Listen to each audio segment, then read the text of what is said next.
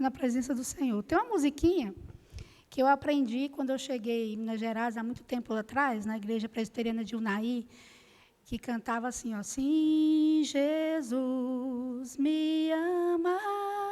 Alguém conhece? Então, a gente vai aprender.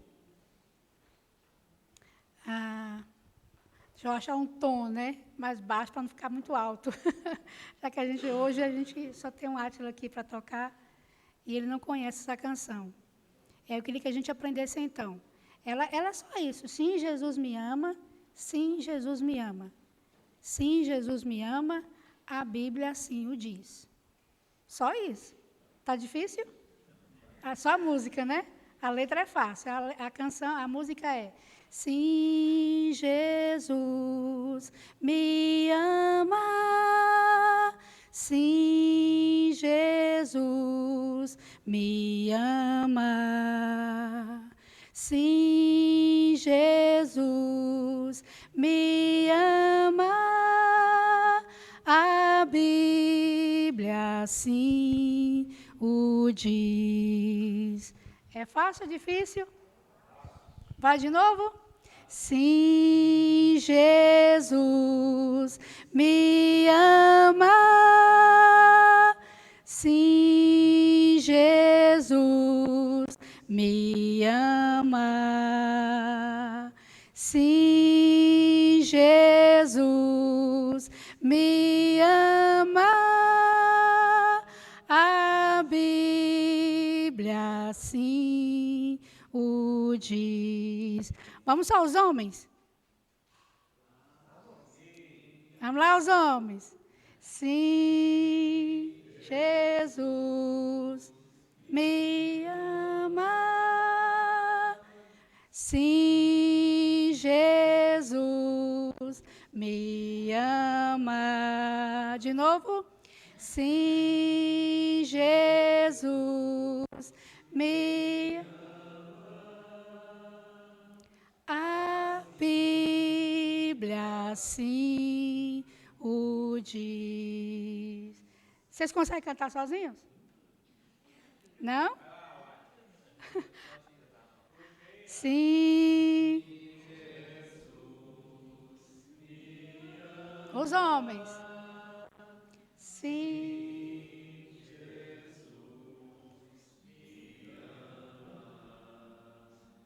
Sim. A Bíblia assim o diz? As Bíblias assim. Agora as mulheres já aprenderam, né? Então, para as meninas? Sim.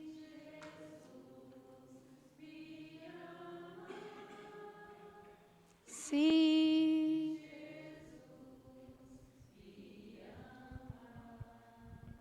Sim. Bora, meninas. Força. A Bíblia assim o diz?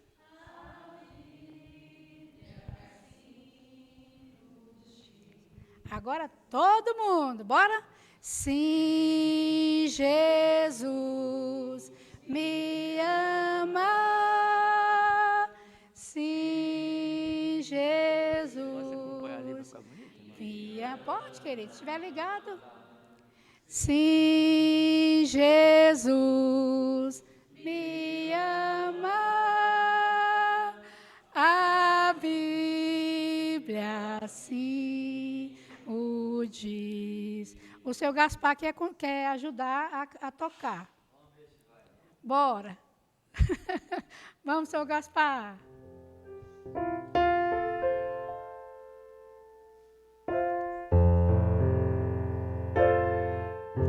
Tem que ser no tom, né, seu Gaspar? Tá baixo, seu Gaspar, o tom. Tem que mudar o tom. Tá baixo. É. Agora tá alto demais. É.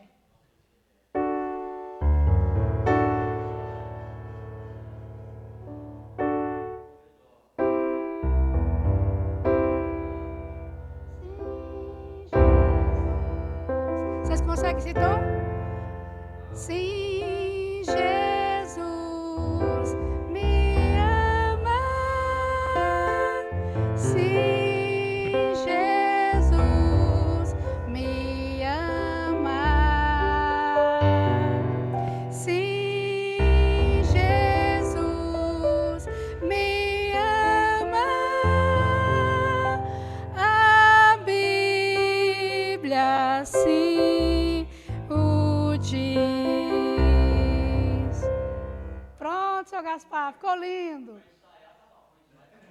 Depois a gente canta de novo. Depois a gente canta de novo, tá bom?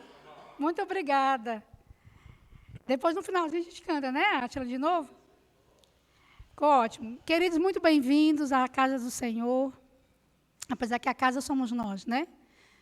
Templo do Senhor. Mas é em família, mais uma vez, porque o Senhor é bom e a sua benignidade dura para sempre. O Senhor nos protegeu, nos guardou durante esse tempo todo, nos deu saúde e o Espírito Santo nos conduziu a esta manhã para aprendermos um pouquinho mais da palavra do Senhor.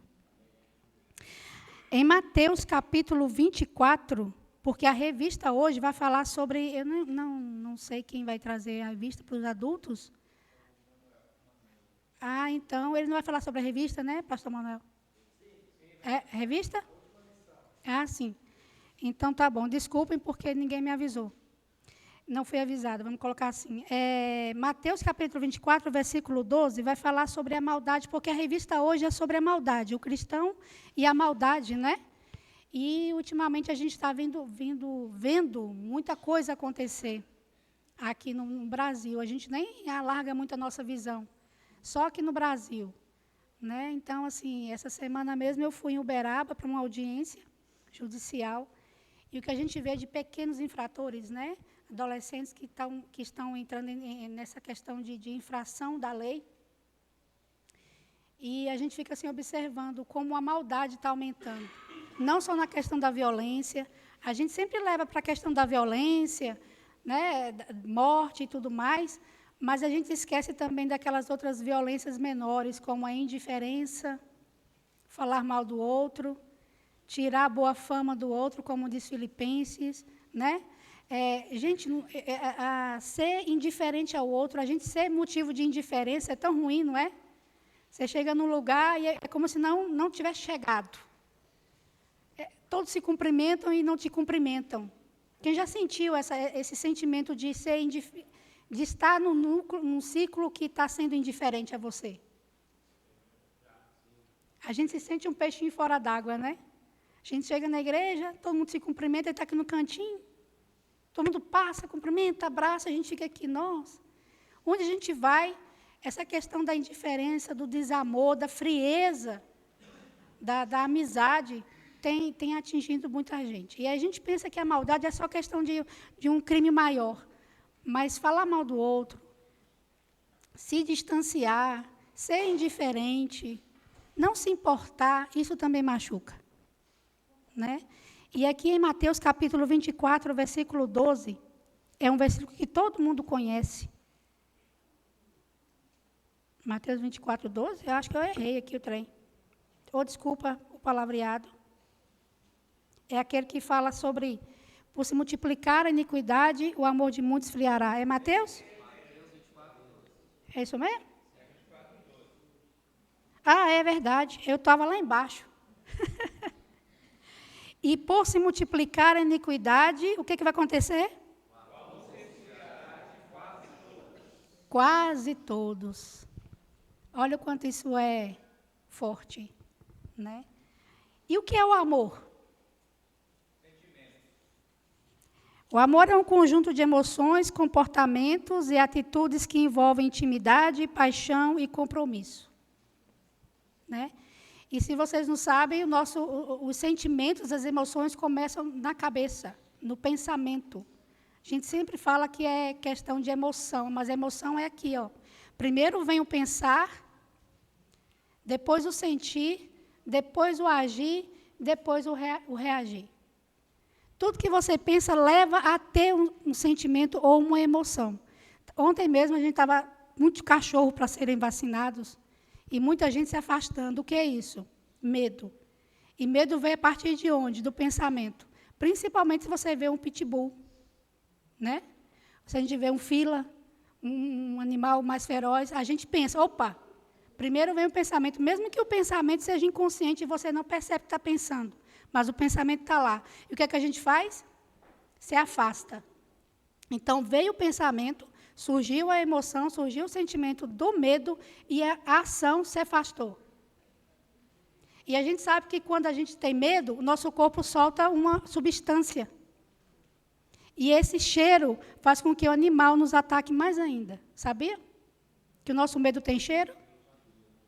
Né? E então, quando a gente está demonstrando medo, o animal sente. Quando a gente está no lugar e a gente sabe que não é bem-vindo, aquela pessoa que nos olha com aquela cara meio assim, o que é que a gente faz? Se afasta dela. Porque a gente tem medo de que ela nos ofenda, que ela nos olhe com um olhar de indiferença. Então, o amor vem a partir de pensamento, de emoção. Toda a nossa emoção vem a partir do pensamento. Se a gente pensa algo, a gente acaba sentindo e agindo e reagindo àquele pensamento. Por isso que na nossa terapia, psicologia, a gente trata primeiro o pensamento. O que é que acontece aqui dentro? E ainda tem Filipenses 4. Tudo que é agradável, tudo que é de virtude, tudo que é bom, faz o quê? Nisso pensai. Por quê? Que é a partir do nosso pensamento que a gente vai sentir a reação do nosso corpo. Então, o que Jesus está falando aqui nesse versículo? Que esse versículo aqui faz parte do discurso de Jesus sobre os fins dos tempos, não é? Onde ele adverte sobre o aumento da maldade e suas consequências para o amor entre pessoas. No fim dos tempos, alguns falsos profetas vão surgir, vão enganar muita gente, a iniquidade vai aumentar e o amor também de muitos esfriará. No entanto, Jesus também adverte que aquele que perseverar até o fim será salvo. E o que é que a Bíblia fala sobre o amor? Que a gente deve amar a Deus e ao próximo como a nós mesmos. Então, se eu trato o outro ruim, é porque o meu amor por mim está muito frio. Hã? Pois é. Então, para amar o outro, a gente tem que amar a nós mesmos. Amar a Deus, acima de tudo, depois ao próximo como a ti mesmo. Então, se a gente fala mal do outro, se a gente trata mal o outro, é porque a gente não tem esse, como a irmã disse, esse amor próprio. E aí a gente fala muito sobre o amor, né? A gente fala sobre muito amor, mas primeiro a gente tem que se amar realmente para que nosso comportamento, a nossa atitude, a nossa postura para com o outro realmente revele o amor de Cristo em nós. Porque, como a Bíblia diz, não foi você que me amou primeiro, eu te amei primeiro. E depois você me amou. Porque Deus é amor. E a gente aprende a amar através de quem? De Cristo Jesus em nós. Então, o Átila vai nos conduzir nessa canção. Vamos ficar em pé? Ó, não estou repreendendo vocês não, viu? Ficar todo mundo assim, cabisbaixo. Não fique não é repreensão não. Essa é um alerta para que a gente realmente viva o amor de Deus em nós e a gente distribua esse amor com o coração sincero. E aí você pode aproveitar e abraçar, né, Átila? Pode abraçar com sinceridade o seu irmão. Ah, se estiver gripado, não abrace não, né? Só fica assim, ó.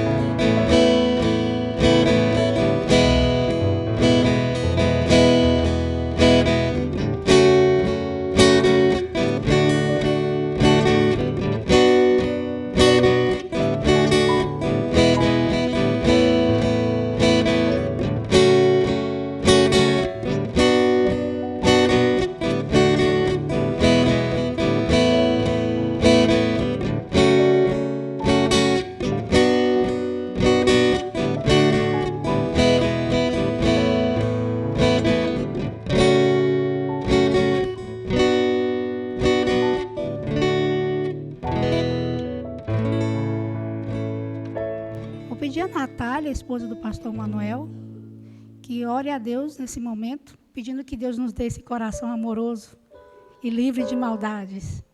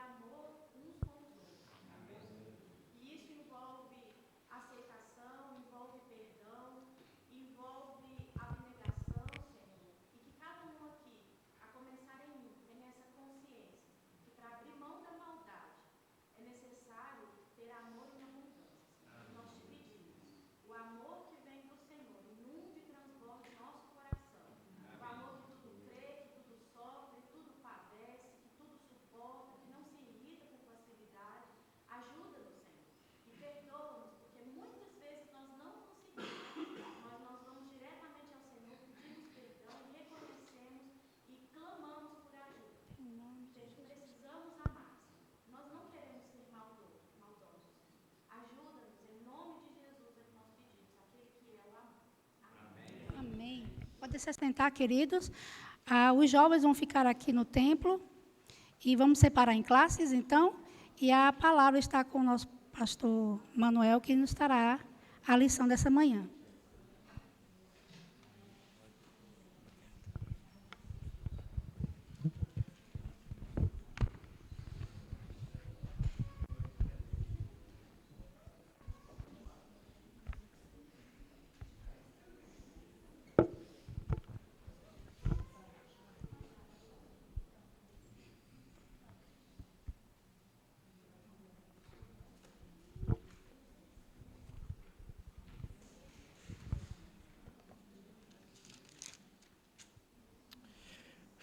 Bom dia, irmãos e irmãs.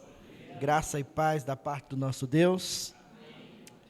Nós vamos estudar sobre esse tema que já foi anunciado e eu espero que seja de bênção para a nossa vida. Convido vocês para que abram a palavra de Deus, livro de Provérbios, capítulo 6. Provérbios, capítulo de número 6.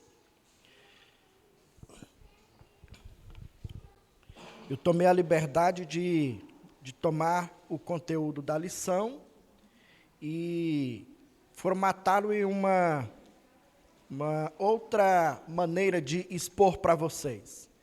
Então, eu quero introduzir o tema e depois pensar em 3 problemas que eu acredito serem reais nas nossas experiências, a fim de que esse tema se torne bem prático. Minha ideia é essa, de que a gente entenda qual deve ser o nosso comportamento diante da realidade que o mundo apresenta para nós sobre a maldade.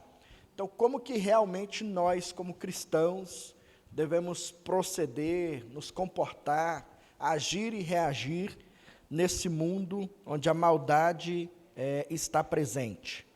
Então, nós vamos ler, eu vou fazer a leitura a partir do verso de número 12, Provérbios 6, a partir do 12 até o versículo 19. Perverso e vil é o que anda com a iniquidade na boca. Pisca com os olhos, arrasta os pés e faz sinais com os dedos. No seu coração há perversidade. Está sempre planejando mal e semeando discórdias. Por isso a sua destruição virá repentinamente. De um momento para o outro ficará irremediavelmente arruinado.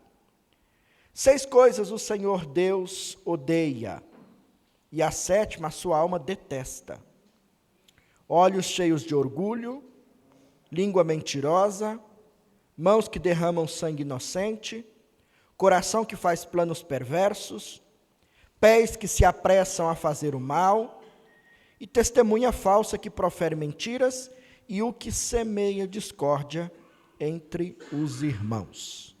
Assim que Deus nos abençoe para nós entendermos o tema dessa manhã. Portanto, o cristão e a maldade. Onde está Deus quando o mal nos ataca? Você já foi alvo de alguma maldade na sua vida? Já chegou a fazer essa mesma pergunta? Onde é que Deus está, que não está percebendo aquilo que está passando comigo? Onde Deus está, que não está atento diante do que eu estou sofrendo, da injustiça que eu estou sofrendo? Então, o objetivo hoje é levar você a compreender a origem do mal, a persistência e a solução bíblica para o problema que o mal nos traz. E o que eu vou fazer aqui? É oferecer uma resposta cristã que promova esperança, discernimento e ação transformadora. Esse é o objetivo nesta manhã. Portanto, já foi bem introduzido para nós que a presença do mal ou da maldade é real. Você não apenas foi alvo de maldade, mas certamente em algum momento, em alguma situação, você também já foi maldoso ou maldosa. Você já se comportou desta maneira.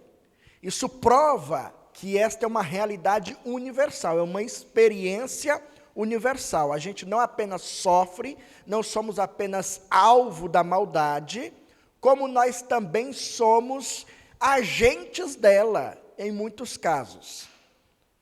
Quando nós reagimos diante de alguma situação, quando nós falamos de uma maneira mais grosseira do que deveríamos, quando nós colocamos mais peso do que a pessoa pode suportar, nós fazemos assim nos nossos relacionamentos entre amigos, nós fazemos assim, lamentavelmente, muitas vezes, dentro da nossa própria relação conjugal, nós fazemos assim com os nossos filhos, muitas vezes. E por que esta experiência é tão real? Por que ainda que sejamos servos de Deus, cristãos, por que nós ainda cometemos esse tipo de maldades nas nossas experiências? E a palavra de Deus nos mostra que esta é uma experiência universal, porque ela é produto da queda. Você precisa lembrar-se sempre disso. Enquanto estivermos vivendo aqui, ainda vivemos debaixo da influência daquilo que foi produzido a partir da queda. Nós fomos afetados não apenas em algumas áreas da nossa vida, nós fomos afetados em todas as áreas da nossa vida, de maneira que o nosso pensar, o nosso falar, o nosso agir, o nosso reagir, os nossos olhos, tudo isso manifesta a semente da corrupção. Abraham Kuyper, que foi um estadista holandês e um teólogo muito influente no seu tempo, ele chegou a dizer que até as nossas mais puras obras ainda são manchadas com a semente da corrupção. Sabe o que significa isso? Sabe aquele dia que você está numa intimidade com Deus tremenda, que você está se relacionando muito bem com Deus e você consegue ter uma vida legal lá no seu trabalho, você se comporta muito bem, faz o que deveria fazer, dá o seu melhor, você chega em casa, se comporta bem diante da sua família, e aí chega no final do dia, você fala assim, Deus, hoje eu ganhei um 10 com o Senhor, né? Hoje eu tirei um 10, porque veja, olhando para esse dia inteiro, eu não percebo nenhum sinal de pecado que eu tenha cometido. Acho que nesse dia eu estou livre de ter cometido algum pecado. E aí o Abraham Kuyper disse assim, até as nossas mais puras obras são manchadas com a semente da corrupção. Ele está interpretando o profeta Isaías, que disse que a nossa justiça é como o trapo da imundícia. Ou seja, nós somos incapazes de fazer qualquer coisa que esteja isenta de maldade. Somos incapazes. No fundo e no fundo, ainda existe a influência de um coração orgulhoso, que às vezes quer ser visto, notado, que quer alcançar benefícios diante daquilo que faz. Nós sempre estaremos manchados com essa semente. E é por isso, então, que esse tema da maldade deve ser visto por nós com muita atenção. Muita atenção. Porque senão nós vamos nos vitimizar no mundo, pensando que somente nós é quem sofremos maldades e não colocamos atenção no nosso próprio comportamento. Que a luz da palavra de Deus nos mostrará que nós também o praticamos. E aí nós vamos conhecer a orientação da palavra de Deus. Então eu quero pensar em 3 perguntas para nós respondermos à luz do conteúdo da lição e de outros textos bíblicos de como é que nós podemos tratar com esse problema. O primeiro problema é, por que pessoas boas sofrem tanto com a maldade alheia? Você já fez essa pergunta em algum momento? Ou você mesmo já fez para si? Senhor, eu tenho me portado tão bem, e por que ainda assim eu sou alvo de maldades? Nós ouvimos falar sobre injustiças, traições, violência doméstica, crimes contra inocentes, todas as coisas, lamentavelmente, têm se tornado muito comuns. Se nós ligamos um jornal regional, local, parece que em algum momento vai sair sangue da televisão, não é? A sensação é essa, de tanta maldade que nós vemos na nossa realidade. Então, talvez você conheça ou já teve a experiência de conviver com alguém que aparentemente você diz, olha, mas essa pessoa não faz mal a ninguém. Essa pessoa é boa. Ela se comporta bem, ela serve ao Senhor com sinceridade no coração, e por que ela ainda é alvo de maldades? O que vocês acham? Qual seria a sua resposta diante dessa pergunta? Se Deus é bom e poderoso, por que Ele permite que pessoas boas sofram diante da maldade alheia? Penso, pastor, que a pessoa boa tem um coração limpo, um coração puro. Então, aquela pessoa, às vezes, não está pensando na maldade do outro. Então, a pessoa, às vezes, sofre, porque às vezes não tem aquele pensamento que a pessoa de fora tem. Obrigado, irmão. Na versão de vocês, da maioria, creio, o texto de Provérbios que nós lemos, no versículo 12, fala sobre o homem de Belial. Não é? Aparece essa expressão aí? Sim. Na Bíblia de vocês, né? O homem de Belial. Esta é uma expressão que se tornou comum no Antigo Testamento para referir-se a um tipo de pessoa má, que se porta com muita maldade no coração. Especialmente é capaz de fazer o mal contra quem lhe faz o bem. Querem um exemplo disso? Vamos a 1 Samuel, primeiro livro de Samuel, no capítulo 25. Eu não vou ler todo o texto, mas quero mencionar algumas partes dele para vocês. Primeiro livro de Samuel, capítulo 25.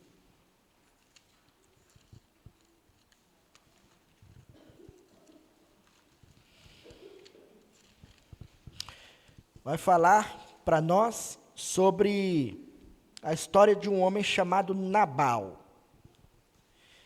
E o texto já começa no versículo 2, dizendo quem que era esse homem.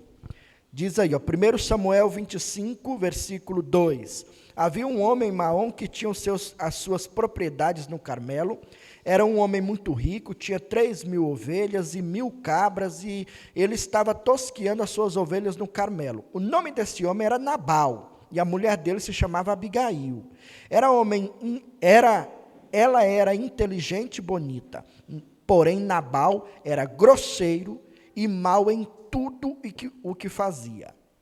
Essa é a descrição dele. Então, a mulher era uma mulher inteligente, uma mulher simpática, uma mulher sábia, e o homem era grosseiro e mau.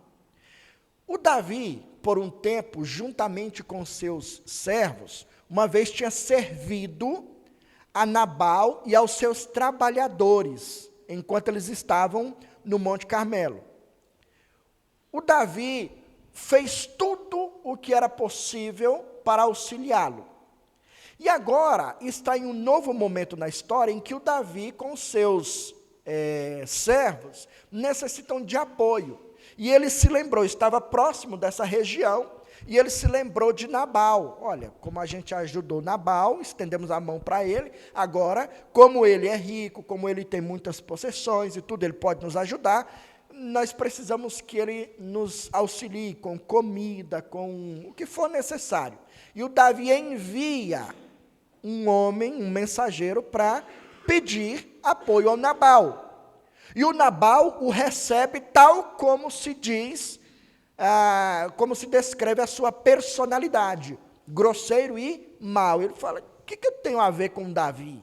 Por que eu tenho que ajudar Davi? Não, se virem, não vou ajudar ninguém. E o Davi, diante dessa resposta, se enfureceu e decidiu ir matar Nabal e acabar com tudo que ele tinha. E já estava com 400 homens se dirigindo a esse local. E então, um dos servos de Nabal, já sabia como ele era, não foi tentar convencer o Nabal. A quem que ele foi tentar convencer e pedir ajuda para agir com maneira sábia? A Abigail, que era uma mulher sábia e inteligente. Então agora, olha no versículo 17, 1 Samuel 25, 17, o que o servo fala com Abigail. E agora, pense bem, e veja o que você pode fazer, porque o mal já está determinado contra o nosso Senhor e contra toda a sua casa.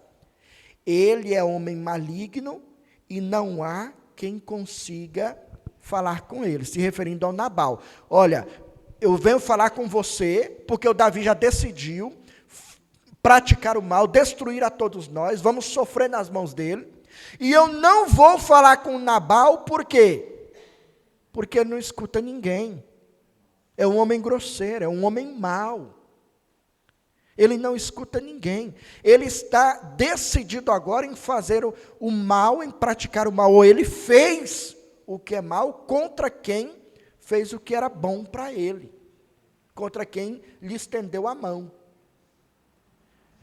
No versículo 25 agora, como que a Abigail se porta diante da situação, falando com o Davi, com os servos do Davi também, que o meu Senhor não se importe com aquele homem maligno, a saber, com Nabal, porque ele é o que significa o seu nome.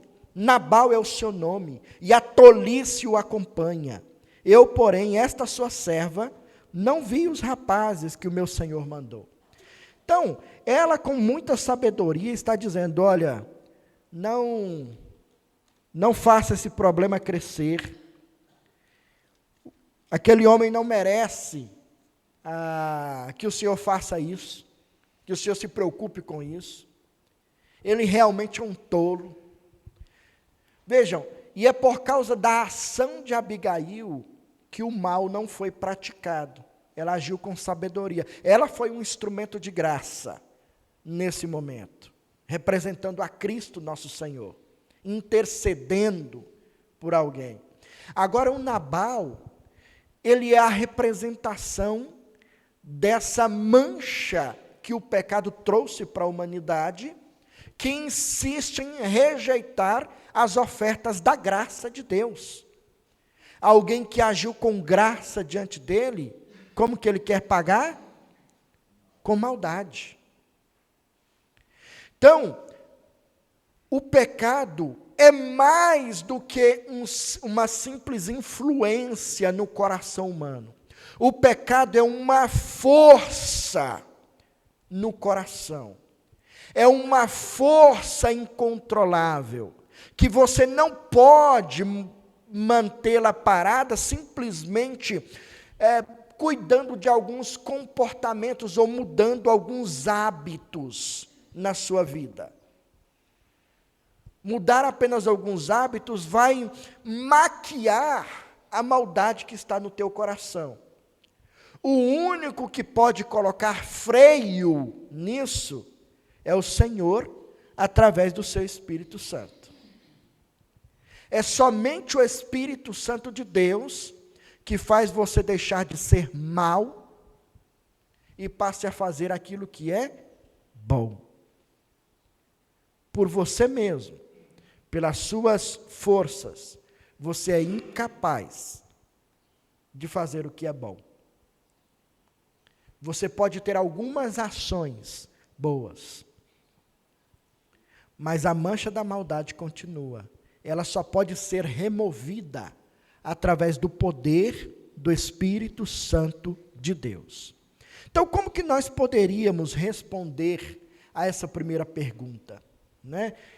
Por que pessoas boas sofrem tanto com a maldade alheia? Nós poderíamos começar pensando nessa realidade. Quando isso bater na nossa porta, quando essa realidade nos alcançar, nós precisamos lembrar de duas verdades. E a primeira delas é que Deus é soberano, mesmo quando eu e você sofremos pela maldade alheia. Tem que pensar nisso.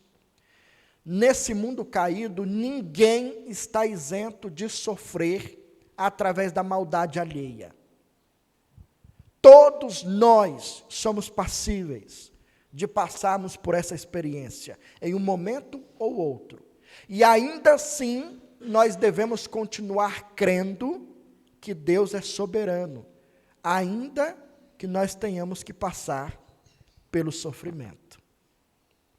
Uma segunda resposta é que a existência do mal jamais poderá anular a bondade de Deus. A existência do mal jamais poderá anular a bondade de Deus. Com isso em mente, eu e você precisamos entender isso de uma maneira mais profunda e trazer isso ao nosso coração. Porque se você ainda não foi alvo de maldade, talvez hoje mesmo você possa ser. Você possa experimentar isso.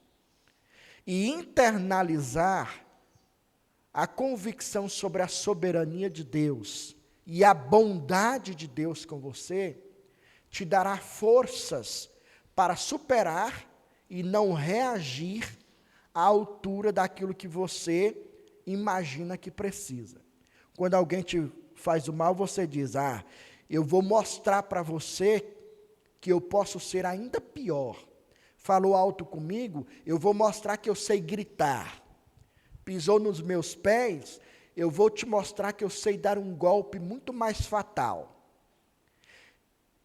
Crer na soberania de Deus diante do sofrimento e crer na bondade de Deus não torna a gente como um tapete para as pessoas pisarem e fazerem de nós o que quiserem. Não é isso que eu estou dizendo. Mas nos ajuda a manter o controle das nossas reações.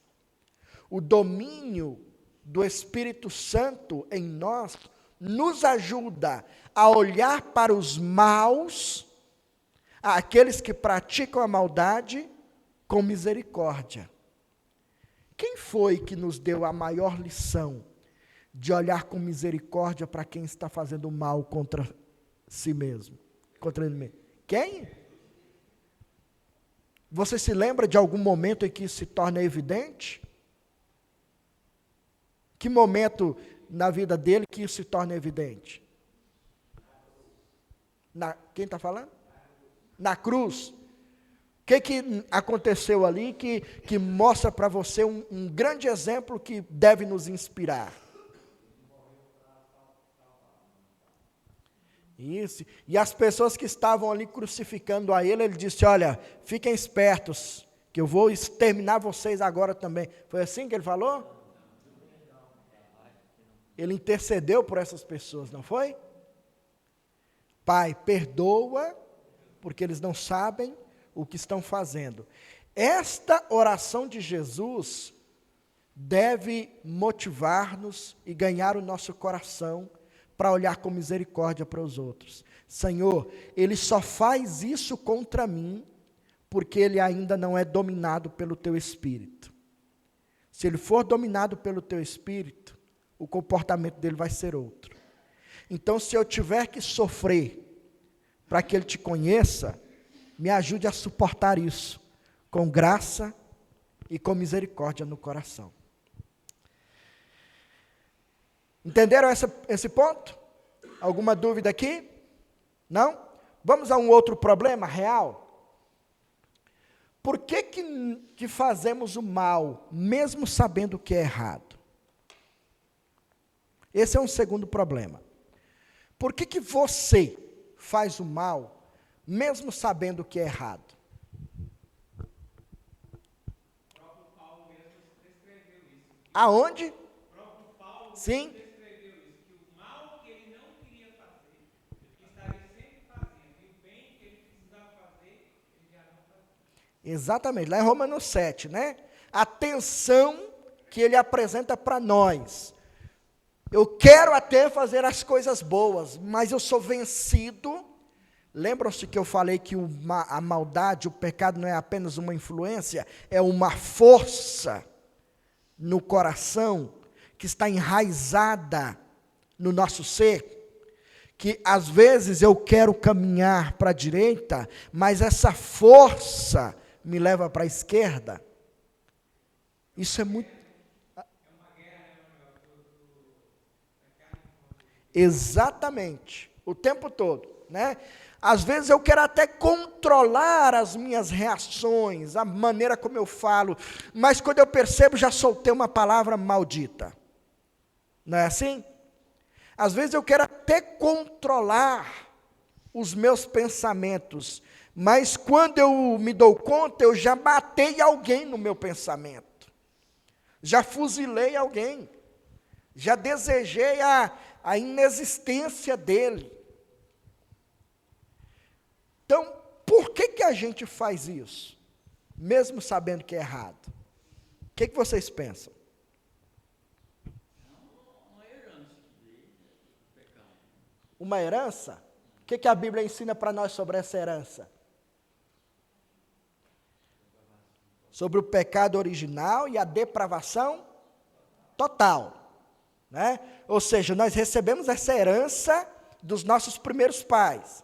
Nós somos depravados somente na nossa área emocional, é em todo o nosso ser. todo ele foi manchado pelo pecado. Da planta dos nossos pés até o último fio da nossa cabeça, tudo está manchado. Então, essa é uma das doutrinas presentes na nossa confissão. Nós cremos na depravação total do ser humano. Certo? Então, há uma outra situação em que algumas pessoas dizem assim, olha, algumas pessoas praticam o mal é porque ele é fruto de um contexto que o influenciou assim, de uma família desestruturada, ele não teve bons exemplos quando era criança, então isso condicionou para que ele se tornasse uma pessoa má. Isso poderia responder a essa pergunta? Nós fazemos coisas más, mesmo sabendo que é errado, é por causa do meio em que a gente foi criado, então, aí agora não dá mais para controlar? Mudando a realidade, vocês conhecem alguma pessoa que cresceu em uma boa família, que teve uma boa educação, e se tornou um delinquente? Que fez coisas más? Conhecem? Então, essa explicação sociológica não nos convence. O problema tem que ser outro. O problema não pode ser o meio. Porque tem gente boa, ainda que tenha nascido em um meio ruim, não tem? E tem gente má, ainda que tenha sido criada em um meio bom. Não é verdade? Então, essa teoria não justifica. O problema aí tem que ser mais profundo. E é aquilo que eu estou defendendo, que o problema está alojado no coração.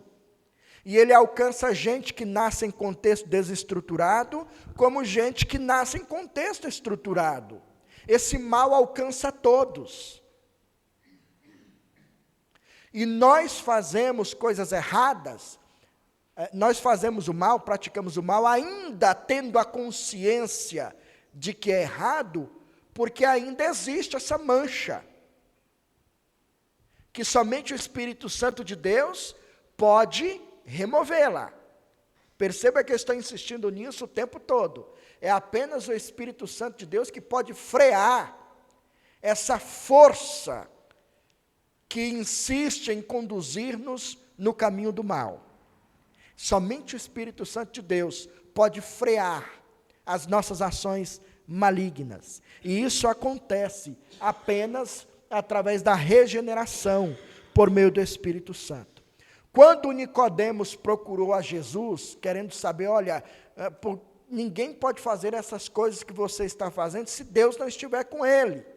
Então, eu quero entender isso. E o que Jesus respondeu para o Nicodemos? Se você não nascer de novo, você não pode ver o reino de Deus. Você não pode entender isso se não nascer de novo. O que Jesus está ensinando para o Nicodemos? É necessário uma ação no seu interior, uma transformação no teu coração, para que você experimente essas novas realidades. Somente assim você poderá ver o reino de Deus. Então, nós fazemos coisas, mas nós praticamos a maldade, ainda que sejamos conscientes de que é errado, não é simplesmente porque escapa em alguns momentos, nós escorregamos, é porque ainda existe uma força em nós, que só pode ser controlada pelo Espírito Santo de Deus. Somente Ele pode controlar isso. E é a nossa relação com Ele que torna esta realidade bondosa, muito mais poderosa para vencer essa força que nos inclina para o mal. A terceira e última pergunta: como que eu e você podemos lidar com esse problema, né? Como lidar com a maldade sem ser vencido por ela?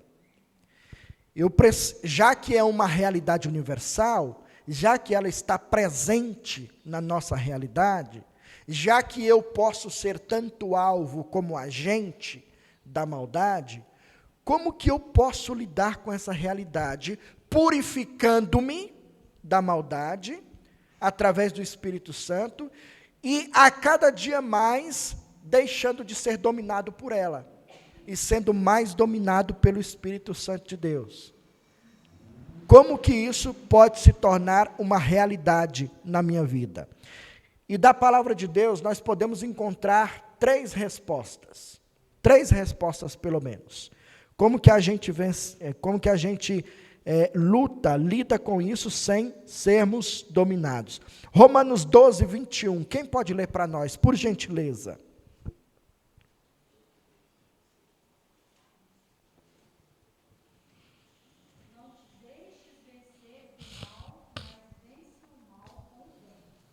Não te deixes vencer do mal, mas vence o mal com o bem. Então, a ação direta aí, que responde à pergunta é, a gente precisa vencer o mal com o bem. Essa é a indicação. Agora, pense no contrário. Quando que nós somos vencidos pelo mal? Quando que a gente é vencido pelo mal? Senão quando nós normatizamos as coisas más que estão no mundo. Quando a gente olha para a corrupção e começa a ser passível diante dela, e diz, é assim mesmo, esse é o mundo mau em que nós vivemos.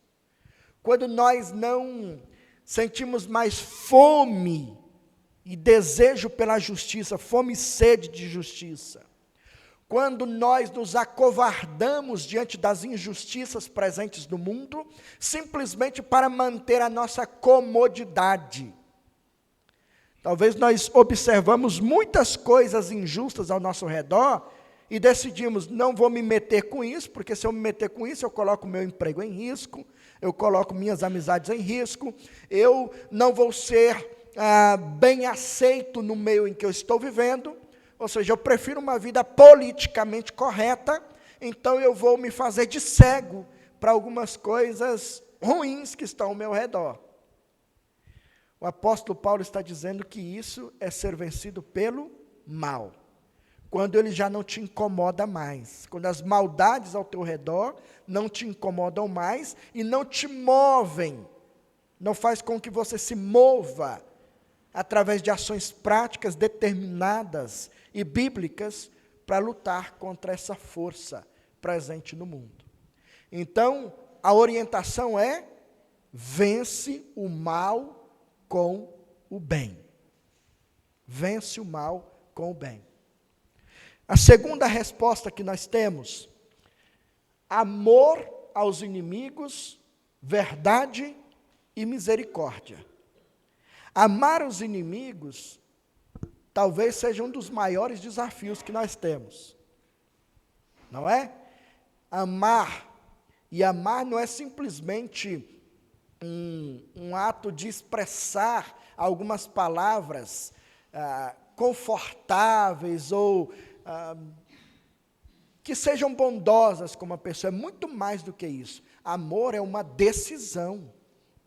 É uma ação consciente de promover o bem, ainda que esse alvo da minha bondade me faça o mal. E com quem nós aprendemos isso? Primeiro com o nosso próprio Deus. Deus decidiu nos amar e foi uma decisão tão certa que Ele disse e nos garantiu que nada mais nos afasta desse amor. Não é isso que Paulo escreveu para nós em Romanos 8? Nada nos separará do amor de Deus, nada nos separará da decisão de Deus de fazer o bem para nós. Nada nos separa mais. Então, amor é mais do que um sentimento. Amor é uma decisão firme de promover o bem, até mesmo para quem nos faz o mal. Então, é amor de verdade, até mesmo pelos nossos inimigos, sermos verdadeiros nesse amor e sermos misericordiosos. É olhar para eles como alvos da misericórdia de Deus. E a terceira ação que nós podemos fazer, e que vai nos orientar em todo o tempo, é seguir o exemplo do nosso Senhor. Tem algum exemplo em Jesus que nos ajuda a lidar com a maldade sem ser vencido por ela? Tem algum exemplo na vida de Jesus que nos ajuda nesse propósito? Hã? Tem muitos, né? Quem poderia citar um? Lavou os pés do Judas, do próprio traidor, que ele sabia quem era. Esse é um bom exemplo. Quanto tempo mais? 5 minutos. Tá. Quem falou aí? Carregar a cruz no nosso lugar. Entregou a vida, né?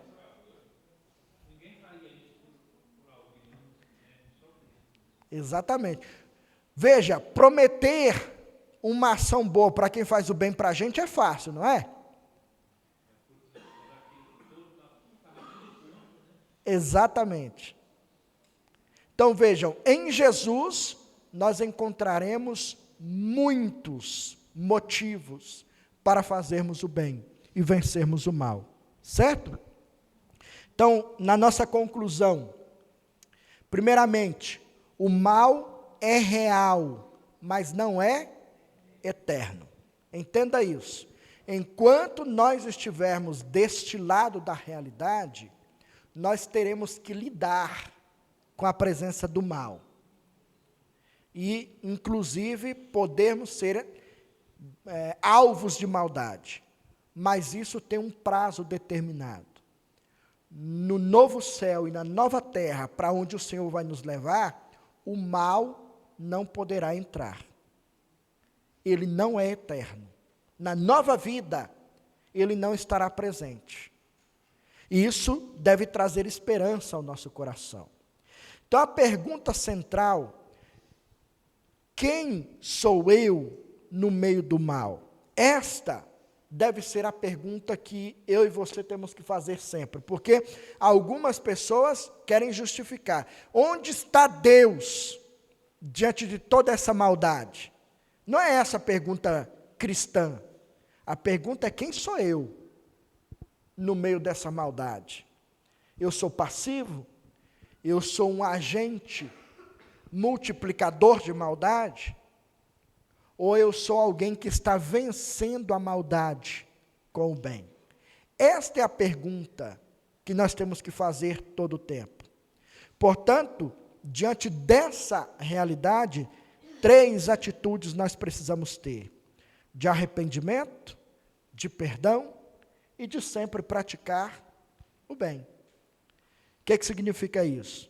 Nos arrependermos quando praticamos a maldade, reconhecermos isso, pedimos perdão e também perdoar quando alguém comete a maldade contra nós, e lutar para praticarmos o bem sempre. Então, aqui seria um momento de perguntas. Eu acredito que o nosso tempo já está no limite.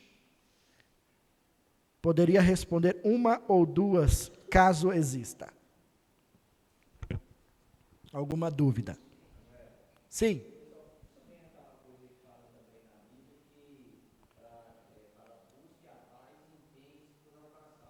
Aham. Muito bom. É um esforço humano, uma responsabilidade que eu e você temos, né? De buscar a paz, nos empenharmos, nos esforçarmos por alcançá-la. E isso através da prática do que é bom.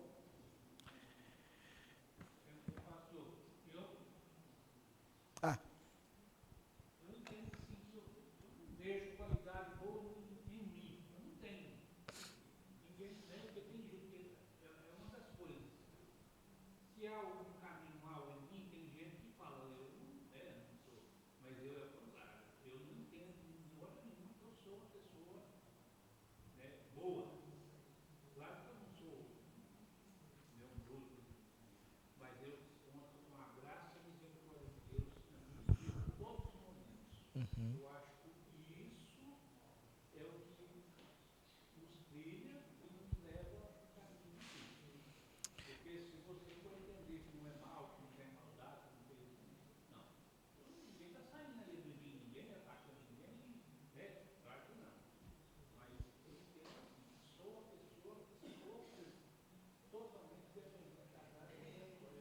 Amém.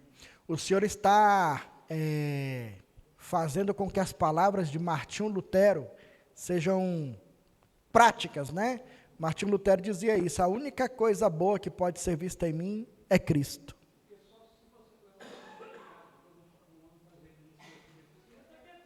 Uhum. Se o Senhor entendeu então a nossa origem, né? Nós nascemos nessa condição, herdamos isso. Então, por nós mesmos não existe a possibilidade de fazermos coisas boas. Agora, a presença de Cristo em nós é a coisa boa, é a boa nova do Evangelho, né? E Ele é quem vai transformar esse ser. Vamos orar? Exato. É a graça dele que nos liberta de tudo isso, né?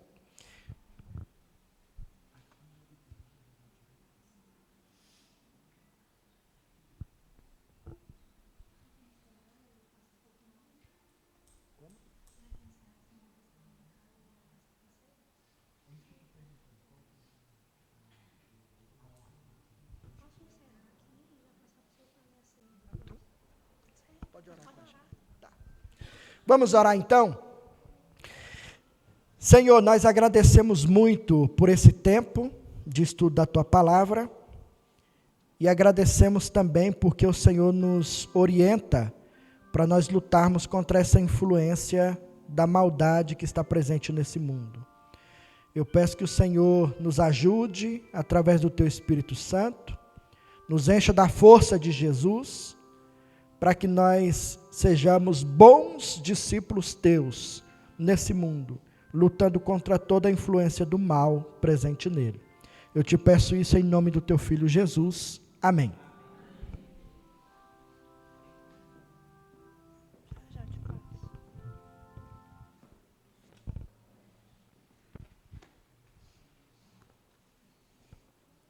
Como diz a palavra, né? Boa palavra essa. Amém. Que hoje e amanhã nós possamos ser luz no mundo, como a palavra mesmo nos orienta, sermos luz e sermos sal, para que o mundo, as pessoas sejam impactadas por Cristo em nossa vida. Que não é fácil, não. Essa semana eu fui fazer, a gente recebe muito comunicado do juiz, né, para visitar famílias vulneráveis, e na hora que a gente está lá, que a gente recebe a violência física dessas pessoas, não é fácil a gente manter a paz, a tranquilidade, porque não é só a questão da ética, né? Não pode tocar no outro. Mas eu, como cristã, tenho que sempre pensar, Cristo está em mim, está à minha frente, então eu tenho que agir como cristã também, glorificando o nome do Senhor. É muito fácil a gente lidar quando o ambiente é fácil, né? Mas quando o ambiente é de desafio, é muito mais complicado. Mas o Espírito Santo está conosco, como foi dito, e Ele nos orienta e nos ajuda a sermos luz no mundo. Bem-vindo aos visitantes. Temos visitantes novatos hoje, a primeira vez. Temos visitantes? A primeira vez? Não? A segunda, terceira, quarta? Sejam todos bem-vindos, então. À noite... A Esté, sobrinha sua? Seja bem-vinda, Charazinha. Deus te abençoe. À noite, todos vocês estão convidados a virem para cultuarmos o nome do Senhor. Queridos, eu queria fazer um aviso, que o próximo domingo nós vamos comemorar o aniversário dos 6 meses, né? De janeiro até junho. Então, aqueles irmãos que fizeram aniversário de janeiro até junho, por favor, quero convidar a todos para virem domingo que vem, né? E a gente vai ter um momentinho aqui de carinho para com esses irmãos. Aqueles que não estão aqui, por favor, avise, para que eles possam vir, então, participar desse momento carinhoso de agradecimento a Deus pela vida dos nossos irmãos. Tem uma canção para encerrar, que a gente canta muito. A começar em mim. Faz o quê? Para que sejamos todos um, como Tu és em nós, onde há ódio,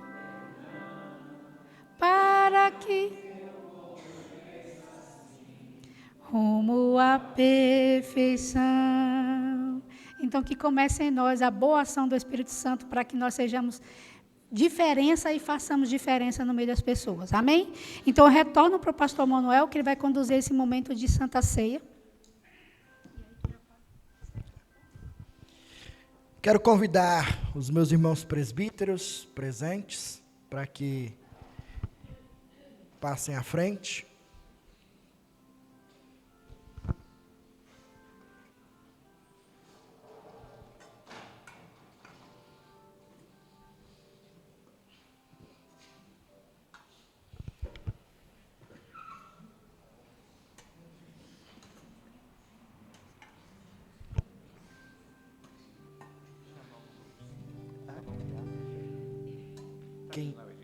Quem é o Edgar?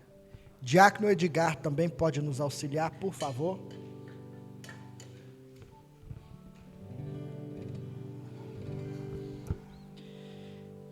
Essa não é a mesa da Igreja Presbiteriana do Brasil, é a mesa do Senhor Jesus. Portanto, todos aqueles que são servos do Senhor Jesus e o amam sobre todas as coisas, aqueles que têm a Bíblia como sua única regra de fé e de prática, que estão em plena comunhão com a sua denominação, caso não sejam desta congregação, são também convidados a participarem conosco. Este é o símbolo que o Senhor deixou para nós, do sacrifício dele por nós na cruz, que nos livrou da condenação, e é o que pode trazer esperança para o nosso coração nesta realidade, ainda que marcada pela maldade, ainda que tendo maldade sendo praticadas por nós mesmos em alguns momentos. Em Cristo, nós temos a plena convicção de que um dia seremos libertos dessa realidade e poderemos estar com Ele para sempre e sermos tal qual é a pessoa do nosso Senhor Jesus, que Ele mesmo está nos transformando de graça em graça, dia após dia, renovando a obra dEle no nosso coração. Assim que eu gostaria de convidar você para mais um momento de oração, onde nós consagramos esses elementos para esse uso exclusivo, para alimentar a nossa esperança e, sobretudo, a comunhão que nós temos uns com os outros. É o momento de você pensar no seu irmão, pensar em ser misericordioso para ele, pensar em demonstrar amor de verdade por ele, em cuidar dele, porque nós somos partes do mesmo corpo. E estamos agora participando deste símbolo para expressar essa nossa comunhão. Nós vamos orar, eu vou pedir o Monteiro que ore.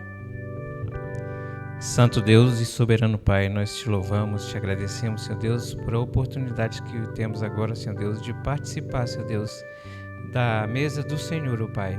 E que esse momento, Senhor Deus, relembramos, Senhor Deus, do sofrimento de Cristo na cruz, Senhor Deus, e esperando, Senhor Deus, a volta dele, Senhor Deus, para redimir a tua igreja, Senhor Deus. É a nossa oração e fazemos no nome de Jesus. Amém. Assim que à medida em que os irmãos forem passando, eu peço que você se sirva do pão e do cálice e espere para que participemos todos em um único momento deste tempo de celebração.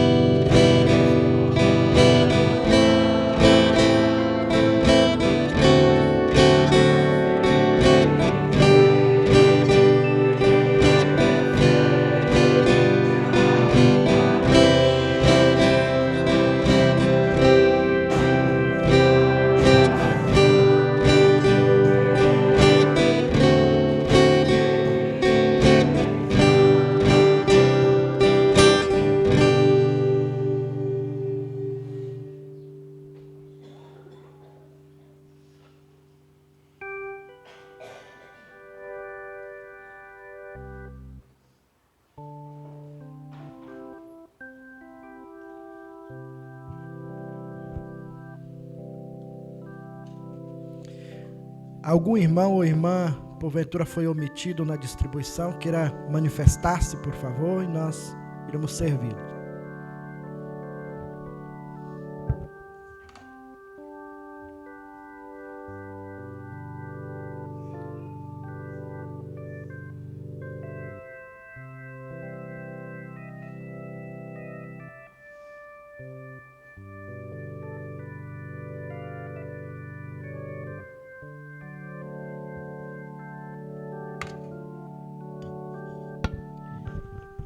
Ceia foi instituída pelo nosso Senhor e Salvador Jesus Cristo, em um dia terrível, de muita dor, onde ele seria alvo de maldade. E antes de que isso acontecesse, ele reuniu seus discípulos em um momento de comunhão, tomou o pão, repartiu entre eles e disse: esse é o meu corpo, simboliza o meu corpo, que será entregue por cada um de vocês. É o corpo que vai para a cruz, que vai ser moído, que vai ser não apenas ferido, mas vai ser morto. E é por causa deste sofrimento e da prática dessa maldade que vocês vão alcançar esperança por todos os dias. Com essa esperança no coração, eu convido você a participar do pão.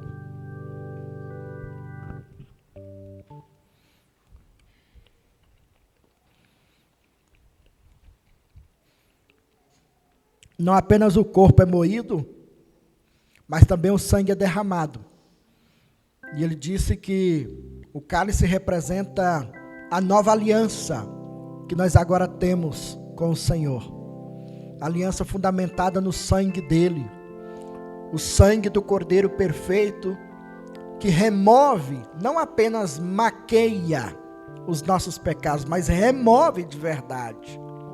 Tanto é que por causa desse sangue, agora nós temos a esperança verdadeira de que nada e absolutamente nada pode nos separar do amor de Deus através de Cristo Jesus. Com esta esperança de que somos parte da nova aliança, através do sangue de Cristo, participemos todos do cálice.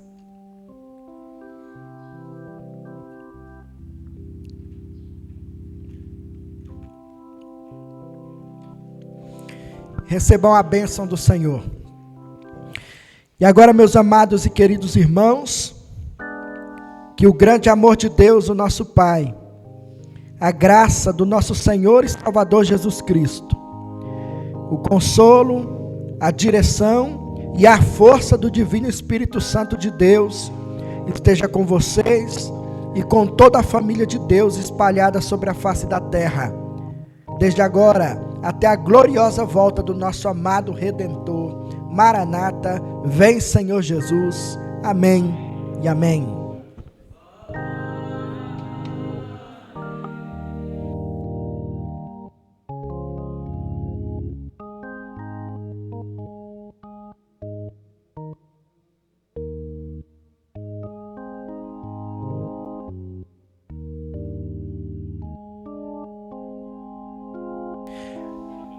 Podem assentar-se e está encerrado então o nosso tempo de adoração.